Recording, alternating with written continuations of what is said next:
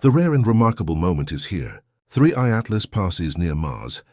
As of October 4, 2025, the object is drifting away from its closest point to Mars, but still close enough to matter. Just yesterday, on October 3rd, it made its closest approach to Mars from Earth.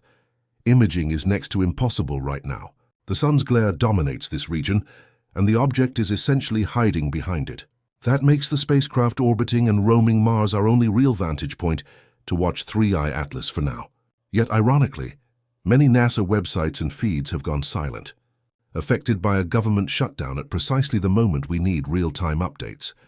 Shutting down key public access during an interstellar flyby feels awfully convenient, especially when researchers around the world are eagerly pressing to follow what might be the most unusual object ever seen in our solar system. There's already intense speculation. Some suggest it might be a highly active comet, unlike anything we've seen. Others propose more exotic ideas: a probe from beyond the stars, a piece of technology, or an alien craft. Whether those theories are plausible or not, the timing of this blackout raises eyebrows. Fortunately, we may have a lead. On October the 2nd, the Perseverance rover imaged a streak across a multi-minute exposure sequence. That streak does not match the normal motion of Mars's sky background. Instead of being vertical or aligned with the star trails caused by Mars's rotation, this path is slanted and consistent across images. It's real. It's not a glitch. It's moving fast. It's plausible to consider that what we saw was 3I Atlas itself. Credit for noting this streak goes to Drew, whose post on Twitter spurred further review. Now, the object's size remains a mystery, but lower limit proposals cluster around 5 km wide, possibly more. It lacks the huge classic dust tail of a comet.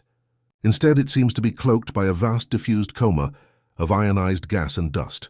Its speed is extraordinary, roughly 60 km/s, accelerating toward a peak near 68 km/s as it nears perihelion.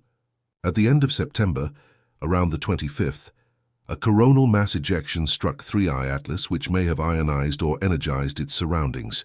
But follow-up images taken on September 27th and October 2nd show no cataclysmic restructuring, no sudden tail break-off or fragmentation, only hints of gradual expansion in its envelope. That's why NASA coverage meant so much to everyone. Thankfully, we are not powerless. Mars Express and ExoMars Trace Gas Orbiter were also lined up to observe 3I Atlas at close approach, capturing imagery and spectral signatures of gas and tail dynamics. The upcoming JUICE mission will intercept the object as it continues toward perihelion. However, Sun-near communications will delay much of that data delivery. Together, these assets could stitch a better portrait of 3I Atlas.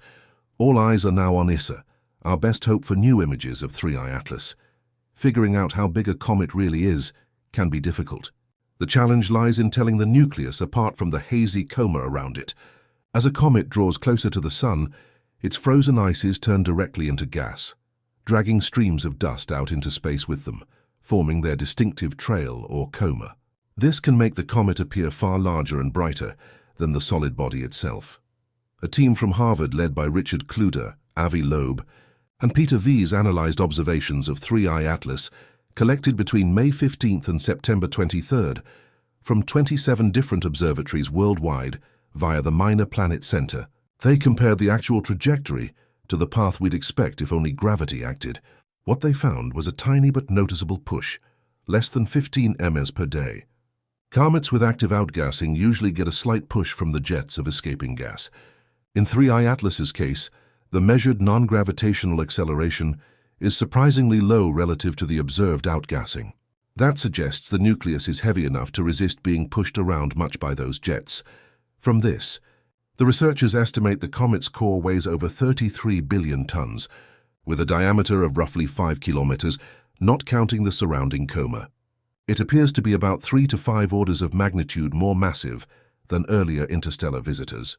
Loeb has argued that, given what we expect about the available population and heavy element abundance in interstellar space, we should by now have seen far more interstellar objects of more modest sizes before stumbling into one so massive.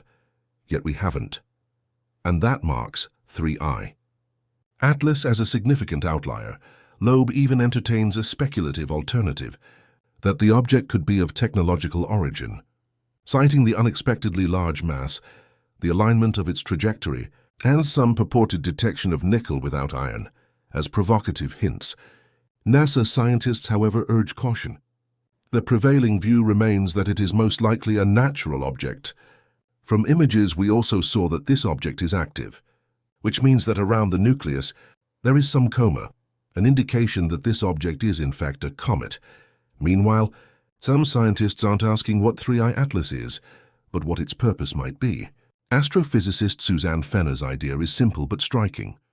3I Atlas may be a planet-making seed, but how can a wandering rock from another star system spark the birth of an entire planet? Let's take a tour. We enter a young solar system where a new star sits at the center of a great dusty ring. Here, tiny grains of rock swirl like smoke, clumping together into pebbles. With time, they snowball into boulders and then into planetesimals, the raw ingredients of planets. Given enough time, these grow massive enough to gather even more material. It sounds straightforward, but as we'll see, there's a serious problem with this picture. Disks only last a few million years before the gas is blown away. That window seems too short to explain how massive planets like Jupiter and Saturn were able to form. Now imagine a different scenario. Into this disk falls an interstellar object, a body already big enough to serve as a ready-made core. Instead of starting from dust grains, the disk suddenly has a solid seed that can immediately start pulling in surrounding gas and material. In this way, an alien traveler could speed up the birth of a new planet. Fenner's simulations support this idea. She found that massive stars are better at capturing interstellar objects than smaller ones, and sure enough, gas giants are more common around bigger stars. The match between theory and observation is striking. If this is true, then interstellar objects like Oumuamua, Borisov, and 3I Atlas aren't just drifters. They may be the sparks that ignite planetary systems. Some might have seeded gas giants in faraway systems. Others may even have played a role in our own solar system's early history. It's a bold idea and still unproven.